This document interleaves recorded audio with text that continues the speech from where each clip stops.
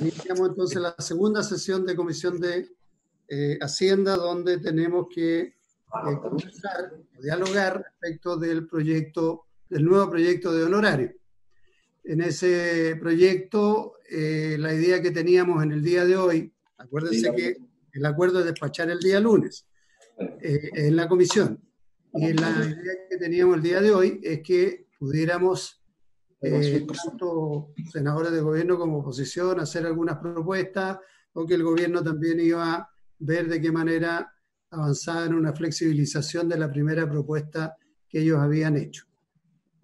Nuestros asesores han conversado, han hecho algunos planteamientos, se lo hicieron llegar a los asesores del ministro de Hacienda, y entonces, para centrar la reunión, le pediría al ministro nuevamente si ya avanzaron algo más o tiene algo distinto a lo que ya conocía.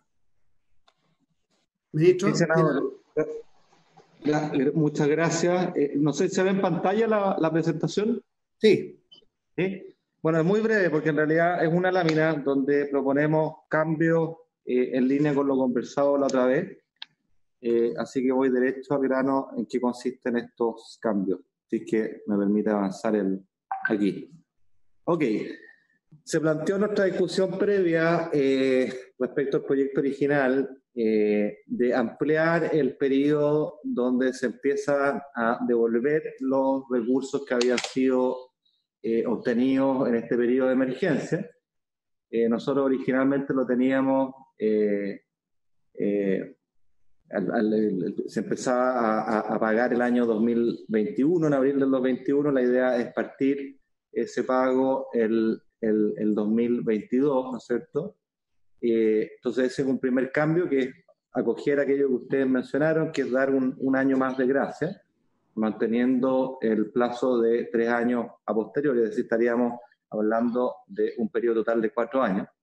Y luego también hablamos, si ustedes recuerdan, nosotros teníamos un valor de reintegro que se efectuaba en los distintos abriles, en donde decíamos que el primer año se pagaba un 20%, el segundo un 40%, el tercero un 40%.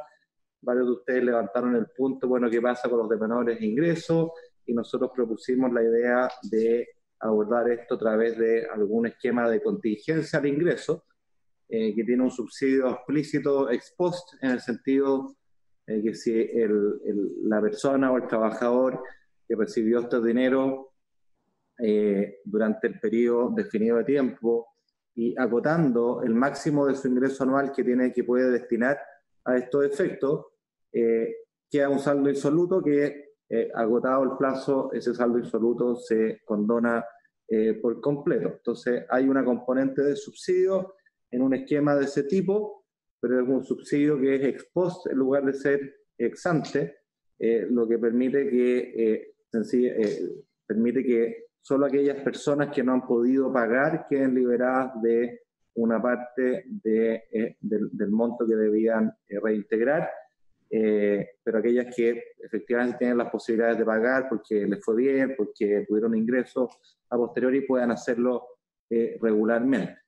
Y además hicimos esta contingencia escalonándola en función del ingreso, es decir, hacer un techo de pago anual más bajo, más generoso, ustedes prefieren menos oneroso para los trabajadores de menores ingresos, en particular aquellos trabajadores cuyos ingresos totales, boletas de honorario, más otros ingresos que perciban, estén por debajo de los 320.500 pesos o el equivalente al salario mínimo, ellos no podrán pagar más que el 3% de su ingreso anual a la hora de enterar estos recursos en abril de cada año. Y por lo tanto, se ha agotado el plazo de los 3 años, que es un saldo insoluto. Bueno, ese saldo insoluto se condona por completo. El grupo que sigue, ya hemos dividido estos 3 tramos entre 320.500 y 500.000 pesos de ingreso total, es decir, boletas más otros ingresos que pueda tener. Esos trabajadores no podrán devolver nunca más que el 4% de su ingreso anual, y nuevamente si queda un remanente agotado el plazo, eso se extingue. y por último un tercer tramo de los trabajadores que tienen un ingreso entre boletas y otros mayores a los 500.000 pesos, el máximo de su ingreso que van a tener que pagar año a año no puede superar el 5% de ese ingreso. Por otra parte, y a la luz de el informe que nos llegó de la Biblioteca del Congreso, que era bastante interesante, aunque tenemos algunas dudas, una cosa que sale con claridad de ese documento es que la mayoría de los países, la verdad es que cualquier beneficio de esta naturaleza, ya sea créditos o ya sea transferencias, tenían un gatillo de activación que era bastante alto. En países como España era a partir de caída en los ingresos del 75%, en países como Italia, si no me equivoco, era el 33%, y había otros que era 50%, pero era nunca menos que 33% los ejemplos que ahí se señalaban.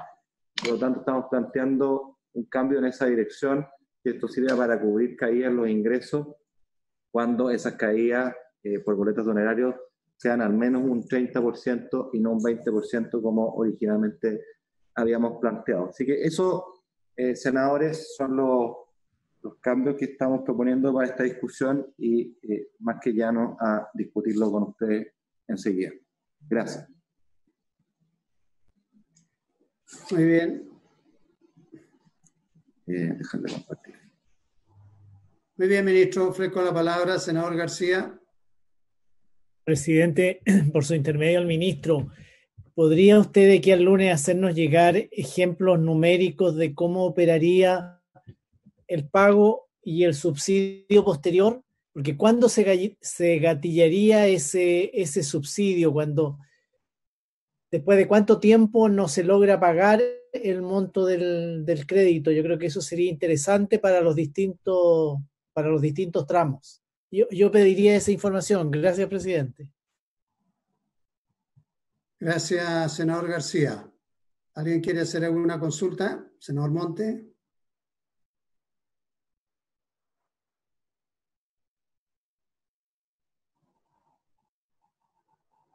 Conecta el micrófono. No, Sí. Gracias, Juan Antonio. Eres muy colaborador.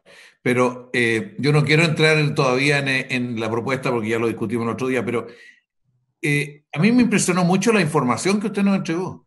Cuando el 74% de los que boletean por menos de 500, eso es 500.000 pesos, sería interesante conocer cómo se llega a eso, qué pasa, quiénes son, porque y el 52 creo que menos de 200 y tanto. O sea, es un estrato social que tiene un ingreso que está dentro del 60% de los niveles de pobreza en Chile, ¿eh? De abajo del 60%, entre 40 y 60.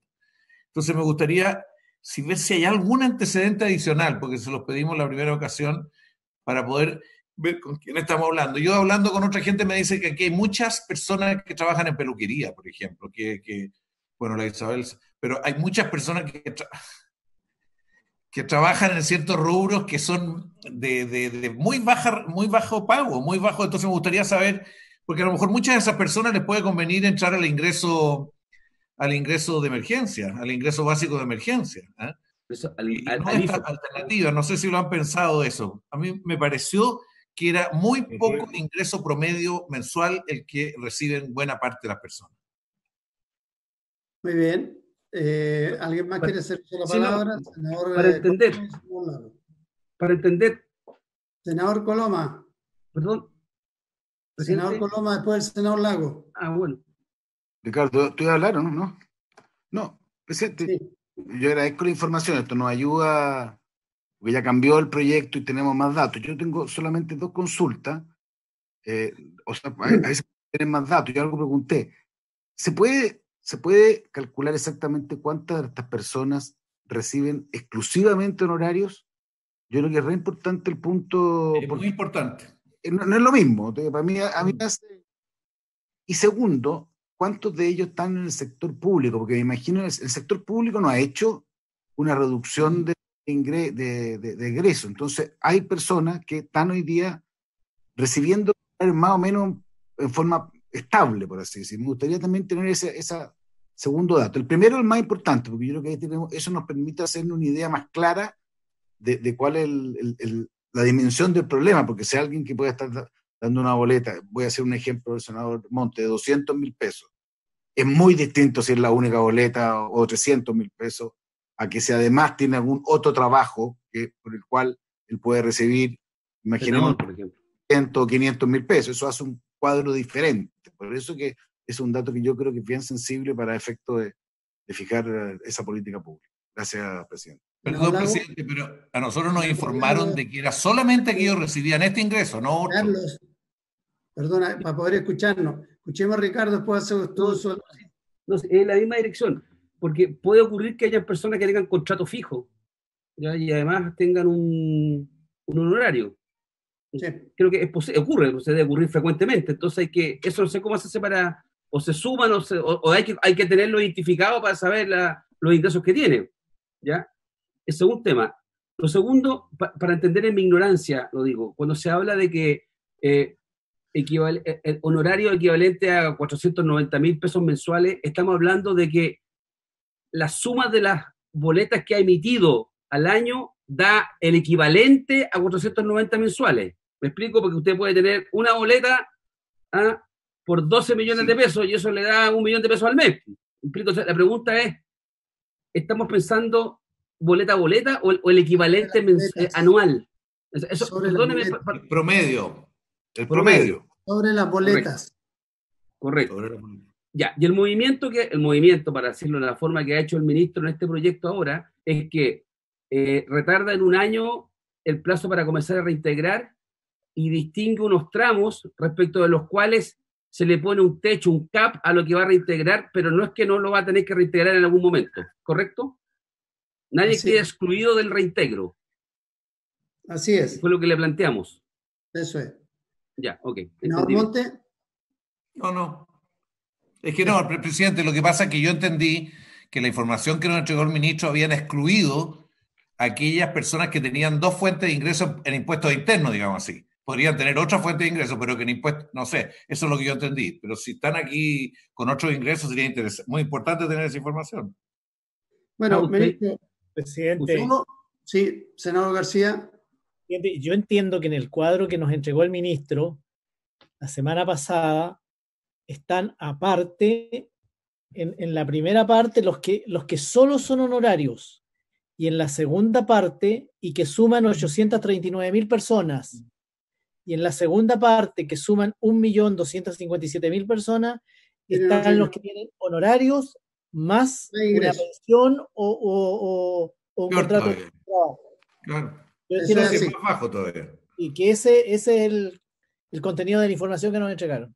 Exacto, eso es así.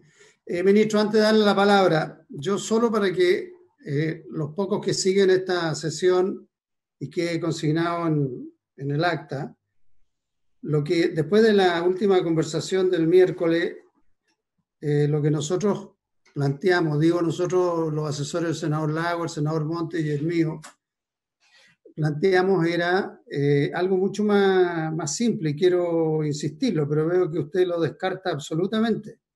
Nosotros dijimos que el simple era hasta 500.000 pesos, fuera un aporte en la misma fórmula suya, que fuera un aporte, pero que no fuera reembolsable, o sea, que no se transforme en una deuda, y que el aporte debía ser parejo los 3 meses de los cuales estamos hablando, o sea, con un 70% de la tasa de reemplazo. Por arriba de los 500.000 pesos, que es el 25%, porque los otros bajo 500, el 75% de aquellas personas que entregan boletas honorarias. Y por sobre el 25%, bueno, que ellos optaran o no a lo que es un crédito en buenas cuentas y que entiendan que como buen crédito se devuelve con la fórmula que ustedes han planteado. Yo entiendo, ministro, que para sincerar la conversación de que el gobierno no está disponible a entregar subsidios y que seguimos hablando solamente de generar una deuda a los trabajadores honorarios que en un tiempo X tendrán que pagar. Francamente, creo que estamos en una impasse, de verdad. No logro entender el por qué no se busca una fórmula que sea mucho más simple porque este mismo debate, se lo vuelvo a decir, es lo que se nos produce con el tema del pago o el no pago, como decía el senador García, de los servicios básicos a la gente. Hay una postergación, pero lo van a tener que pagar, y lo van a tener que pagar en 1 o 2 meses más. En el tema de la patente de los colectivos, la misma cosa. En cada uno de los temas se tiene que devolver la plata al final.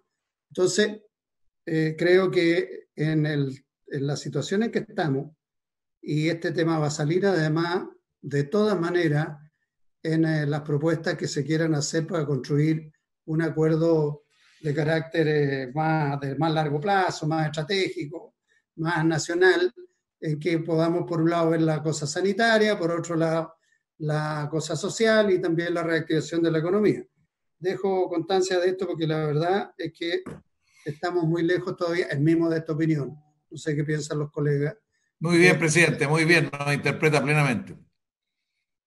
Había pedido ¿Escuchamos a la senadora Isabel Allende o quiere hablar usted primero, ministro? Perdona, Isabel, que había pedido la palabra, ministro. ¿Sí? Sí, gracias, presidente. Es que me parece importante su punto, porque no es que uno no quiera, sino que yo creo que tenemos varios problemas conceptuales de fondo para poder avanzar en esa línea. Lo hablamos en la primera sesión. El primero de ellos es que en el ingreso, en el protección del empleo, bien sabemos que los ingresos que los trabajadores están obteniendo mientras están suspendidos, y para qué decir cuando están desempleados, se pagan contra los ahorros que ellos han hecho en el pasado junto con el que han hecho sus empleadores. Es decir, ese beneficio que hoy día ellos obtienen se hace con cargo de un ahorro pasado. Y un principio fundamental es que haya acá una suerte de simetría. Es cierto, los trabajadores independientes con boleta no tienen ahorro pasado, pero pueden tener ahorro futuro, y eso es lo que estamos planteando acá. Esa es la primera cuestión. La segunda cuestión es que la verdad es que resulta bien difícil de justificar de cara a la ciudadanía que con recursos fiscales se le vaya a dar un subsidio directo usted plantea aquellos de 500.000 pesos hacia abajo, tomemos a alguien de 500.000 pesos con el 70%, es decir, que yo le vaya a dar un bono de hasta 350.000 pesos por mes en una situación, en circunstancias, al ingreso familiar de emergencia estamos hablando de 65.000 pesos para los sectores más vulnerables, o incluso en las propuestas que se han conocido y que ustedes mismos han hecho, hablábamos de 80.000 pesos. Entonces, creo que no tendría ninguna presentación una solución como esa, y por lo tanto no es una cuestión de voluntad. Ojalá uno tuviera recursos ilimitados para dar 350.000 pesos, por ejemplo, a todas las personas que ganaban 500.000. Pero creo que está fuera del alcance de la discusión. Quiero ser muy claro y transparente en esa dimensión. Es más, si uno calibra cuál podría ser el costo fiscal de una medida como esa en un subsidio directo a las personas de menos de 500.000 pesos, había cuenta que, como se veía en la tabla anterior, el grueso o una parte importante de esos trabajadores se concentraba en esos tramos. La verdad es que sería una medida completamente infinanciable e insostenible. Entonces yo creo que hay que buscar una fórmula intermedia que se haga cargo primero de la asimetría de criterios respecto a lo que hemos hecho para millones de trabajadores que están en la Ley de Protección del Empleo o en el seguro de cesantía, que sus beneficios, insisto, se hacen contra los ahorros que ellos en el pasado, junto a sus empleadores mayoritariamente, han derivado en un fondo. Me parece que un principio de simetría fundamental respecto a los trabajadores independientes con boleta de honorario es este. Segundo, refrendar que me parece muy difícil de sostener que a trabajadores que tienen una situación más holgada que aquellos universos de trabajadores vulnerables o desempleados del ingreso familiar de emergencia reciban con cargo plenamente a recursos fiscales un beneficio completo. Entonces creo que hay un tema bien de fondo ahí, senador, y por eso que la propuesta que nosotros habíamos planteado era que el subsidio que existiese, particularmente para los trabajadores de menores ingresos, es decir, aquellos que estuvieran por debajo del salario mínimo, fuera un crédito contingente al ingreso, es decir, si el trabajador a posteriori durante 4 años no tiene la posibilidad, dado un cierto porcentaje de su sueldo, de devolver estos dineros, bueno, el saldo que quede insoluto se condona completamente. Pero aquí el trabajador que sí tiene la posibilidad de hacerlo, ¿por qué habríamos de cerrar esa posibilidad? Uno puede tener un trabajador que le esté yendo muy mal hoy día, que le cayeron sus ingresos por completo, un arquitecto, por ejemplo, un artista, por ejemplo, y le vaya muy bien mañana. ¿Por qué habríamos de negar la posibilidad de que esa persona que le vaya muy bien mañana pudiera hacer la contribución, devolver la mano que hoy día a todos con recursos fiscales se le hacen? Ese creo que es el tema de fondo y es lo que trata de capturar la contingencia de ingresos. Naturalmente, senador, uno puede discutir el guarismo de la contingencia. Nosotros hemos puesto como número referencial que aquellos trabajadores de un ingreso total menor a 320.500 pesos no puede pagar más del 3% de su sueldo o su ingreso anual, pero obviamente eso estamos llanos a discutirlo. Naturalmente, que sea menos que eso, podrá ser un 2%, por ejemplo, de forma tal de dejar un espacio de subsidio ex post aún mayor, porque la cantidad de años sigue siendo la misma, y si le pongo un monto máximo a pagar en el año, bueno, obviamente el saldo remanente que eventualmente no se devuelve es mayor y ese sería el subsidio fiscal. Pero yo creo que en ese plano me parece a mí que uno debería situar la discusión para evitar los problemas que ya mencioné. Y naturalmente, en el tema de un préstamo, no tenemos la dificultad práctica a su vez de ver cómo se cruza esto con el ingreso familiar de emergencia, porque naturalmente en un esquema de subsidio, en este caso no podría ser duplicado con el otro subsidio que existe en ingreso familiar. Dicho de otra manera, hay buenas razones para pensar que una parte muy sustantiva del universo de trabajadores independientes con boleta que pertenecen a los segmentos más vulnerables ya están obteniendo un beneficio por el lado del ingreso familiar de emergencia y habría que estar seguro, en consecuencia, que no se dupliquen. Eso, senador. Bien, ministro, antes de darle la palabra a Isabel, nadie está en contra de que cada persona que tiene boleta o trabajo honorario pueda tener la posibilidad de acceder a un crédito, a un préstamo del Estado. No estamos diciendo eso. Pero presentémoslo entonces como lo que es, pues es un préstamo del Estado. No le pongamos otros nombres para que la gente sepa exactamente a qué atenerse.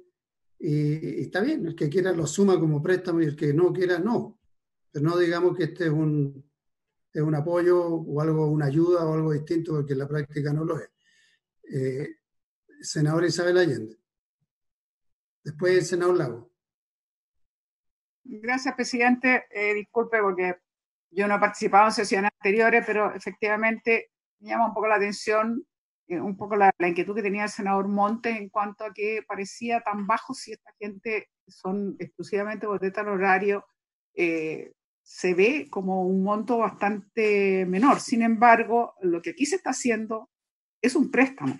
Y es un préstamo que significa, obviamente, que hay que devolverlo, que además es una deuda más que va a acumular la persona junto con muchas otras que están teniendo, porque cuando hablamos de los servicios básicos, que se recordarán cuando lo discutimos en la sala del Senado, bueno, uno decía, sí, está bien, se prorroga el pago, pero la verdad es que pasados los 12 meses la persona va a pagar y va a tener que pagar sin intereses, va a tener que pagar lo acumulado, y por lo tanto cada vez va acumulando más deuda. Estamos pensando en la pandemia que está generando una cantidad de actividades que han cesado, digamos, que prácticamente no se realizan o que están en muy bajo nivel de productividad y de ingreso, y por lo tanto es difícil. Pero además esta es una deuda que además de que se sumara a otras deudas que estamos postergando, y que todo esto lo que está haciendo es generar un cúmulo de deuda en una situación económica bien compleja. Pero además de eso, esta deuda se va a pagar con impuesto a la renta y se aumenta un 2% la retención de las boletas mensuales. Y si a eso se le suma lo que fue la ley que sacamos, que se aumentaba, ¿se acuerdan? Un 0,75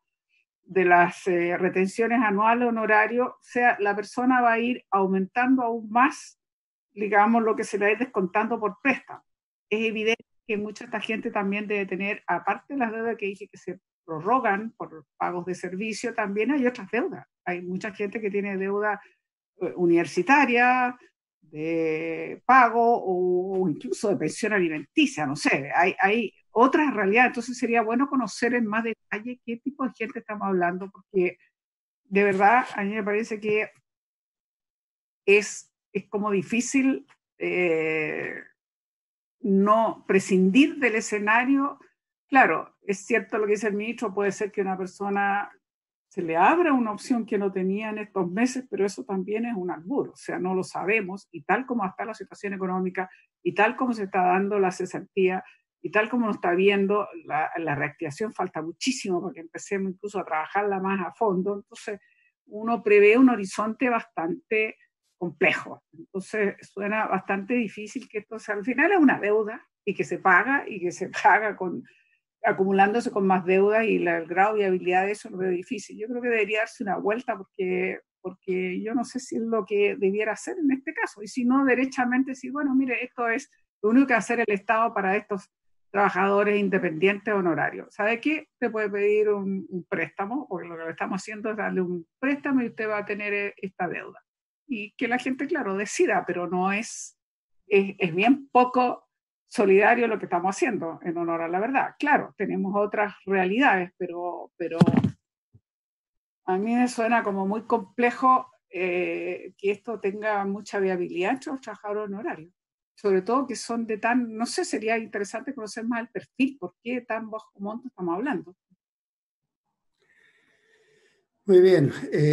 ¿Quién más quería hacer uso de la palabra? El senador Coloma, el senador Lago y después el ministro. Presidente, a ver, una reflexión breve, digamos. Yo creo que obviamente no comparto eso, que esto no signifique nada o que sea, no, porque obviamente una opción para los trabajadores que hoy día no la tienen, de tener un ingreso y que sea, como viene el proyecto original, que sea pagado a tasa cero por un periodo hasta 3 años, más o menos. Usted me dice, ¿eso es bueno o malo? Yo creo que es bueno, no es malo. Creo que nadie puede decir que eso es.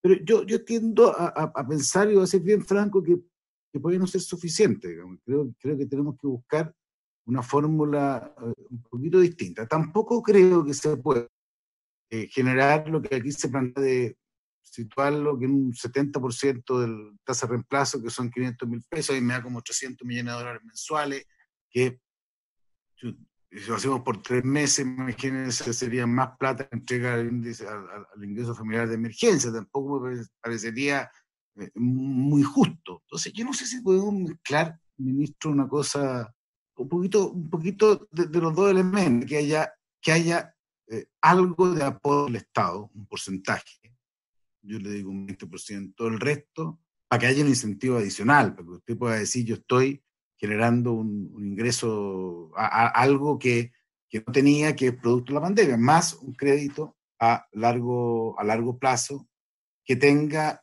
quizás lo más que me complejiza es el primer pago, porque nadie sabe lo que va a pasar de aquí a 6 meses, un año, no sé, creo que sería un poco más flexible respecto, sobre todo, los primeros eventuales vencimientos, y alguna contingencia que no sé bien cómo quedó ratificado respecto del ingreso, en el sentido de que si hay alguien que, y alguien planteó la pregunta, si a un plazo determinado no tiene ingreso, obviamente no puede quedar una deuda dando vuelta permanentemente. Además que me imagino que eso es lo único fácil en este caso, porque el vehículo que se está usando impuestos internos, digamos, que es lo único que va a tener información respecto de si esa persona tuvo ingresos realmente o no. Y eso creo que es más fácil de precisarlo. Si hacemos una cosa de esa naturaleza, yo sé que va a tener un costo probablemente mayor que el que pensaba el ministro, digamos, pero creo que eso podría ayudar a generar una respuesta que, claro, nunca va a ser suficiente. Y yo me temo además que aquí, y voy a decir con harta franqueza, la semana pasada es distinta esta semana. Yo creo que estamos con un problema que respecto a la pandemia, que se nos alargó en el tiempo, y creo que también los recursos no se alargan en el tiempo, y tenemos que ser súper cuidadosos también de no gastarse todas las balas, porque las balas no son infinitas. Y en ese sentido, sí me parece que uno debería hacer un esfuerzo adicional, se lo planteo, en la medida que se pueda, digamos, por hacer algo de mezcla de elementos, que no puede ser total, yo soy súper, porque creo que tampoco sería en función de otros bonos que se han dado con los mismos recursos, no sería lo más justo, y probablemente no es probable, pero que sea una mezcla, aunque sea de buena naturaleza podría andar en un punto que haga viable que esto salga, además no solamente salga, sino que salga con algún grado de entusiasmo. Gracias, presidente. Senador Lago. Sí. A ver, el proyecto original ahora sí hay una modificación, hay un mejoramiento del proyecto, pero en lo sustantivo, y yo entendiendo el razonamiento del ministro que dice que respecto de otras ayudas y aportes que ha hecho el Estado, los beneficiarios también, algunos de ellos han contribuido en algún minuto también a generar ese beneficio, ¿no? O a financiarlo, a soportarlo, sobrellevarlo, ¿ya? Pero, y si esto es lo que se puede hacer, yo creo que hay que decirlo así mejor. Ministro, lo ayudo porque no quiero que nos pase lo que nos pasó en ayudas anteriores, en que por no ser muy preciso en la forma de explicarlo, hablamos del bono COVID-19 y ocurre que hay un sinnúmero de casos que no aplicaban y generó decepción, generó molestia, y terminamos perdiendo credibilidad muchos de nosotros. Entonces yo creo que lo más práctico es que si vamos a hacer una ayuda a los trabajadores independientes que emiten boleta en horario, se diga que esa ayuda consiste en un préstamo, así, en un préstamo a tasa cero, un préstamo con facilidad de retorno, un préstamo con periodo de gracia grande, lo que usted quiera, con techos, digamos, de cuánto porcentaje se va a devolver, pero no le quitamos el rótulo de préstamo. Otra cosa es que se haga un esfuerzo, y yo valoro lo que ha señalado el senador Coloma, porque el senador Coloma nos está diciendo de la manera más elegante y florentina posible, nos dijo, le está diciendo, ministro, podemos realizar este proyecto, para hacerlo, le digo ya desde el oficialismo, ya, porque se nos viene la noche en el sentido de que va a venir un periodo muy duro, entonces... Coloma es veneciano, no florentino.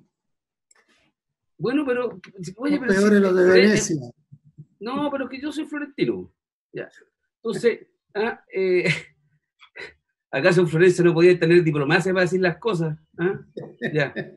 Los Medici y todo. Entonces, lo que quiero transmitirle, ministro, es que creo que hay que hacer un esfuerzo para tal vez volver al tablero de dibujo y tratar de ver si podemos distinguir algunos criterios. Porque además, en el tema horario, realmente el universo es infinito de las personas que tienen. Y hay personas que pueden estar boleteando no mucho o emitiendo boletas honorarias, pero que tengan otros ingresos. O sea, gente que tiene arriendos, que tiene etcétera. Entonces, que tiene pensiones. Entonces, ¿cómo lo vamos a medir eso? Entonces, yo le pediría que si hagamos esfuerzo.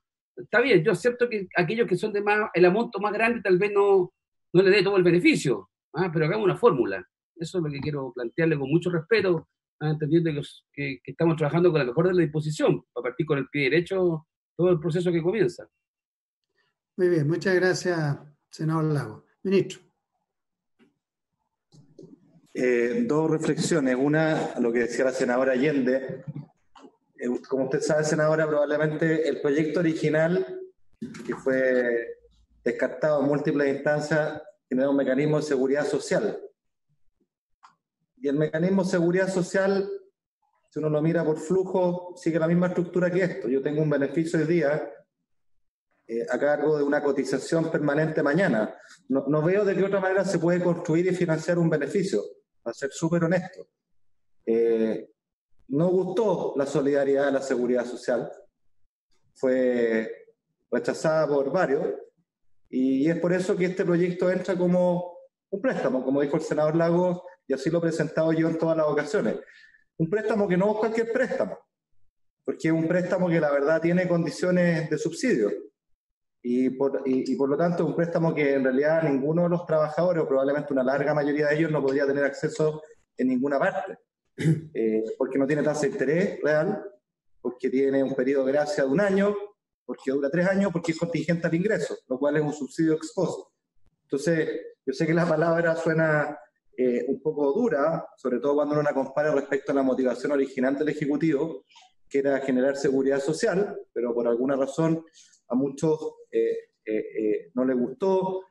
Si bien había una buena disposición en la Comisión de Trabajo a discutirla, su mérito, porque es de largo plazo, pero para mi sorpresa hubo a muchos actores que no les gustó porque se dan cuenta que tenían que pagar una cotización, forma de financiar un beneficio que es pagar una cotización. Esa es la lógica de cualquier seguro social. Pero en fin, estamos en esto, y Y yo tomo nota de los puntos, pero agrego una dificultad práctica que es súper relevante para entender qué es lo que podemos hacer acá. Porque a uno le encantaría poder filtrar y quedarse exclusivamente con aquellos trabajadores cuya renta son las boletas de honorario. Ese es el mundo ideal. El problema es que no podemos hacer esa división porque nosotros solo sabemos una vez al año y a posteriori cuáles son los trabajadores que, además de tener boletos de honorario, tenían un ingreso por otro lado. No tenemos certeza, si yo tomo una decisión hoy día, de que aquel trabajador que el año pasado tenía un empleo formal o un arriendo de departamento o lo que fuese, y una boleta de honorario, esa situación se mantiene. Entonces yo podría estar generando una exclusión arbitraria, de decirle, mira, porque tú antes tenías un ingreso, hoy día no calificas para que yo te haga una cobertura de la caída en tus ingresos por boleta de honorario. Y ese es un problema práctico no menor, digamos, porque yo efectivamente me gustaría acotar el universo a aquellas personas que efectivamente su fuente de renta principal son las boletas de honorario. Pero no sé cómo solucionar ese problema para serles bien honesto. Y ante la dificultad de solucionar ese problema se genera o se exacerba esta inequidad que señalábamos, que el senador Lagos también compartía, entendí yo, de que no es tan simple como decirle a alguien de 500.000 pesos, toma, aquí tienes un bono por 350.000. Yo creo que eso no tiene mucha presentación, para serles bien honesto, por el argumento que da el senador Coloma. O sea, podemos estar gastando lo mismo que el ingreso familiar de emergencia para un segmento de la población más pequeño y mucho más acomodado. O sea, no sé cómo se presenta eso. Por lo tanto, creo que, si les entiendo bien, el encargo que queda a nuestro lado es poder, primero, tratar de calibrar mejor los grupos, la medida de lo posible, con el poco tiempo que tenemos y los datos que están disponibles. Y dos, tratar de proponer alguna fórmula que integre estos distintos elementos que se han planteado, que exista algún elemento de subsidio ex ante más explícito, en algún grado, particularmente pensando en los más vulnerables, y una contingencia de ingreso para el resto. Pero yo quiero ser súper claro, o sea, la modalidad de suponer que alguien de 500.000 pesos va a tener un subsidio 100% no es factible, porque esa cuenta alguien tiene que pagarla, no existe de otra manera, y me parece que no es presentable de cara a la ciudadanía que uno, insisto, tiene un subsidio de 350.000 pesos a alguien que gana 500.000, habida de cuenta de lo que hemos hecho en otras áreas y lo que significaría en términos de los recursos fiscales. Entonces, podemos proponer buscar una fórmula que combine los tres elementos, así como en el caso de las líneas aéreas, y traerla a la discusión el día lunes, pero yo creo que ese es el marco, por lo menos, que nosotros podemos llegar. No es posible, honestamente, y no sería presentable que obráramos de otra manera. Bien, muy bien. Estamos en la hora, ya pasamos un poco, ministro. A mí me parece que lo planteado por el senador Coloma va en la línea de lo que también nosotros habíamos visto. Creo que si por ahí buscamos una alternativa, podríamos tener un acuerdo para el día lunes. No hay peor gestión que la que no se hace. Vamos a tratar de plantear algunas otras fórmulas en esa línea, por lo menos desde la perspectiva de la oposición, siguiendo el camino que nos ha señalado nuestro líder veneciano Juan Antonio Coloma. Vamos a hacer lo siguiente, vamos a terminar la sesión ahora. El ministro quería conversar con nosotros, los 5 miembros de la Comisión de Hacienda, terminada la sesión, respecto de lo que al parecer hablaron los jefes del partido y un supuesto encargo del cual tendríamos que hacernos parte. Se levanta la sesión. Muchas gracias, Soledad. Soledad, ¿para cuándo? ¿El lunes a qué hora estamos citados? No estamos citados